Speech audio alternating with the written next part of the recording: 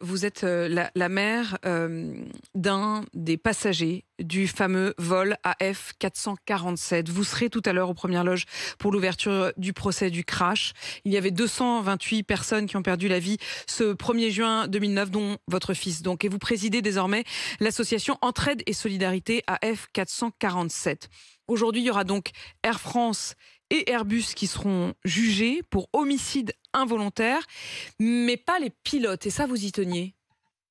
Oui, parce que ce n'est pas le procès des pilotes. Les pilotes, nous considérons que ce sont des victimes, au même titre que les autres membres de l'équipage, au même titre que les passagers. Jamais les pilotes n'auraient dû se trouver dans une telle situation. Alors, je suis la présidente de l'association depuis 2013.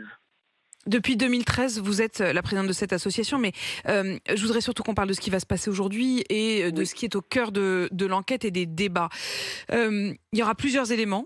L'un d'entre eux, ce sont ces fameuses sondes Pitot dont on avait découvert en quelque sorte l'existence au moment de ce crash. Ce sont ces sondes de vitesse qui n'ont pas fonctionné.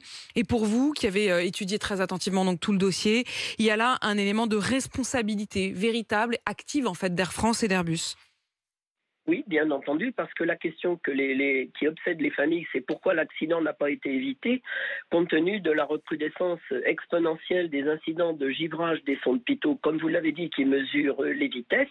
Et nous ne comprenons pas pourquoi Airbus a attendu que l'avion se crache et qu'il y ait 228 victimes pour décider de changer les sondes. Le constat, c'est que depuis le changement de ces sondes, il n'y a plus aucun incident grave de givrage qui a été constaté. Oui, le modèle, il a été remplacé sur tous les avions du monde. Ce qui est pour Oui. vous un aveu, en réalité, du fait que ça ne fonctionnait pas. Ben, c'est un aveu et on trouve ça quand même assez dramatique qu'on soit obligé d'attendre effectivement qu'il y ait 228 victimes pour commencer pour changer ces sondes, alors que finalement on connaissait bien entendu la dangerosité. Daniel Lamy, qu'est-ce que vous attendez vraiment de ce procès? Ça fait longtemps que vous l'attendez. Vous voulez qu'il y ait une responsabilité qui soit reconnue? Alors oui, nous attendons plusieurs choses de ce procès, parce que ce procès doit permettre de respecter la mémoire des 228 victimes innocentes. Il faut quand même qu'elles sachent que leur sacrifice ne sera pas vain. Ce procès va permettre aussi de donner la parole aux parties civiles pour qu'elles puissent exprimer leurs souffrances, les souffrances qu'elles vivent depuis 13 ans. Le procès doit faire la lumière sur l'enchaînement tragique de ces défaillances qui ont conduit au crash. Le procès doit permettre de dégager, de sanctionner les négligences avérées d'Airbus et d'Air France. Et les familles de victimes attendent surtout un jugement exemplaire, ferme, afin qu'une telle catastrophe ne se reproduise pas. Et vous avez eu le sentiment jusqu'alors que Air France et Airbus rechignaient et n'assumaient pas? Alors, on a surtout eu le sentiment qu'Airbus n'assumait pas parce que nous sommes allés de contre-expertise, une première contre-expertise demandée par Airbus qui veut absolument Très échapper longue à bataille cette... judiciaire, hein, très longue bataille judiciaire, Daniel Lamy.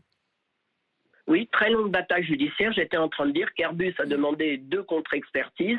La première, elle a été annulée pour vice de forme et la seconde a eu lieu et elle a conduit à ce que les juges d'instruction déclarent un non-lieu pour les deux. Donc oui, effectivement, nous sommes satisfaits d'avoir un procès. Nous sommes dans l'attente de ce procès avec angoisse parce qu'on va revivre des moments douloureux, mais avec fébrilité parce que on a bien le sentiment d'affronter 2 entités majeures de l'économie française, Airbus et Air France, c'est-à-dire David contre Goliath.